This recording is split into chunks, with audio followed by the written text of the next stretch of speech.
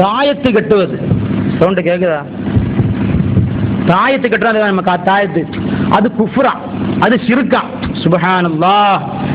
நம்ம ஆஸ்பத்திரி போனா சிறுக்குதானே காரணம், அங்க போய் மாத்திரை சாப்பிடுறோமா இல்லையா? நோயை தீர்க்கிறது யாரு? நான் நோயாளி ஆனால் அல்லாஹ் எனக்கு குணத்தை அளிப்பான், நிவாரணத்தை அளிப்பான். இது குர்ஆன் ஆயத்து. அப்போ நோயை தீர்க்கிறது யாரு? அல்லாஹ். அப்ப யார்கிட்ட போகணும்?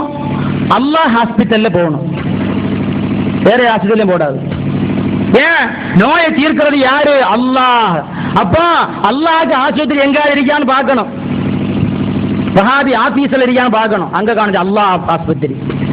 அல்லாஹ் தஆலா காரணங்களை வைத்திருக்கிறான். சகோதரர்களே, நமக்கு அறிவில்லை, ஆலிம்கிட்ட போறோம்.